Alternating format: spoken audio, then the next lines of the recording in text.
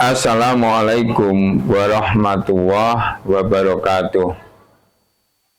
Alhamdulillah wa syukurillah, la haula wa la quwata illa billah. Qala Allah ta'ala fil Qur'anil Karim, a'udzu billahi minasy syaithanir rajim. Bismillahirrahmanirrahim. Ya ayyuhalladzina amanu kutiba alaikumusiyam kama kutiba alal ladzina min qablikum la'allakum tattaqun. Pemirsa yang berbahagia, puasa ataupun siam itu adalah ibadah mahdhuf, bagian dari rukun Islam kita. Jadi rukun Islam itu ada syahadat, ada sholat, ada zakat, ada puasa, ada haji. Artinya rukun puasa itu adalah salah satu indikator, salah satu ukuran bagaimana seseorang dianggap, dinilai sebagai seorang muslim. Sedangkan puasa sendiri, sebagaimana tadi saya sampaikan dalam surah Al-Baqarah ayat 183, bahwa risalah puasa itu bukan hanya menjadi risalahnya umat Islam, umatnya Nabi Muhammad SAW. Puasa juga menjadi risalahnya nabi-nabi dan rasul sebelum Nabi SAW.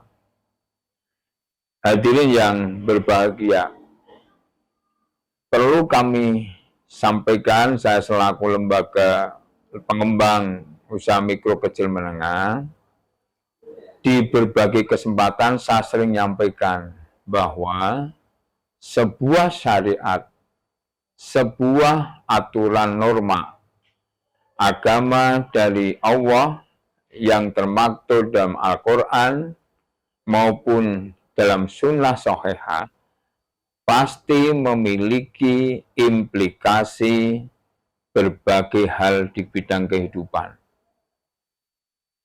Baik itu syahadat, sholat, zakat, puasa, haji, pasti memiliki implikasi ipolek sosbud hankam.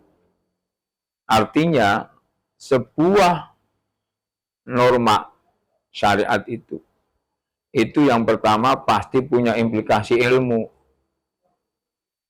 Yang kedua ideologi. Yang ketiga politik. Kemudian ekonomi, sosial budaya, peradaban, kemudian keamanan maupun pertahanan bagi sebuah bangsa. Nah, saya akan melihat dari satu sisi saja bagaimana sebuah syariat memiliki implikasi ekonomi atau bisnis. Jadi, misalnya hampir tiap tahun saya ini diundang bukber, buka bersama.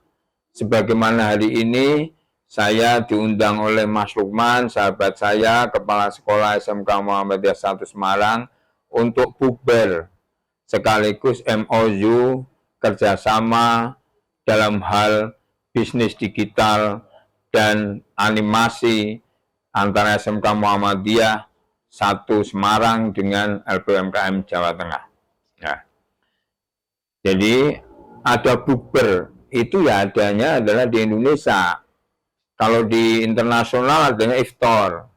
Bahkan iftar atau bukber ini oleh UNESCO sekarang sudah diakui sebagai sebuah warisan budaya non-benda.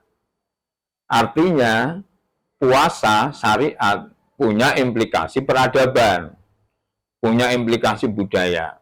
Nah, Begitu juga puasa punya implikasi ekonomi, bisnis. Maka ada namanya parcel lebaran. Kalau dulu zaman saya kecil, karena belum ada HP, belum ada sosmed, ada yang namanya kartu lebaran. Saya suka membuat kartu lebaran, kemudian saya kirim-kirimkan. Sebagian saya jual. Gitu. Ketika saya kelas 5 SD, saya nunut atau mengambil sedikit tempat di pasar Weleri, di kiosnya bapak ibu saya. Saya jualan kembang api, saya jual mercon sengdor, saya jual mainan. Itu kemudian pada saat menjelang hari raya, saya sudah bisa beli celana jin, saya bisa beli pakaian untuk hari raya. Artinya puasa membawa implikasi bisnis, ekonomi. Orang pasar sering bilang mremo bodo. Nah, kemudian kalau kita lihat di pasar hasil bumi, bagaimana orang pada jualan janur, jualan ayam, jualan ketan untuk dibuat lepet, untuk dibuat kupat, untuk dibuat sayur opor, untuk dibuat lontong. Artinya puasa membawa implikasi ekonomi bagi masyarakat dan umat. Tak peduli dia apakah muslim ataupun non-muslim. Kalau kita lihat sekarang, misalnya di mal-mal itu, maka kita akan lihat orang pada mau beli baju baru. Bahkan di Jalan Pahlawan di Semarang, sudah mulai orang untuk jasa penukaran uang baru. Nah, ini artinya apa? Artinya bahwa kita diperintahkan oleh Allah untuk bisa menghadirkan Islam yang rahmatan lil alamin. Islam yang menjadi rahmat bagi semesta alam. Tak terkecuali pelaksanaan ibadah puasa. Jadi puasa itu, kalau bagi orang beriman, itu outputnya adalah takwa. La'allakum tatakun. La'alla ini bukan PHP-nya anak-anak muda dalam sosmed. La'alla ini adalah janji Allah bahwa kalau kamu melaksanakan puasa, maka kamu akan takwa. Itu, maka kamu akan meningkat kualitas kehidupan dalam berislam. Saya kira itu pemirsa. Jadi sekali lagi saya ingin sampaikan bahwa yang namanya syariat Islam, apapun itu, punya implikasi ipolek sosbud hankam. Tak terkecuali adalah implikasi ekonomi, implikasi bisnis. Ya, sholat ada implikasinya, contohnya peci ini, gitu. Ada baju koko, ada sarung, ada baju takwa, dan sebagainya, punya implikasi ekonomi. Karena hakikat syariat Islam, sebagaimana risalah Islam berkemajuan, yang poin kelima adalah bagaimana warga Muhammadiyah mampu menghadirkan Islam yang rahmatan lil alamin. Islam yang membawa keberkahan, keselamatan bagi semesta, bukan hanya bagi seorang muslim. Nasru minallah wa faqun qarib wa basyiril mu'minin. Assalamualaikum warahmatullahi wabarakatuh.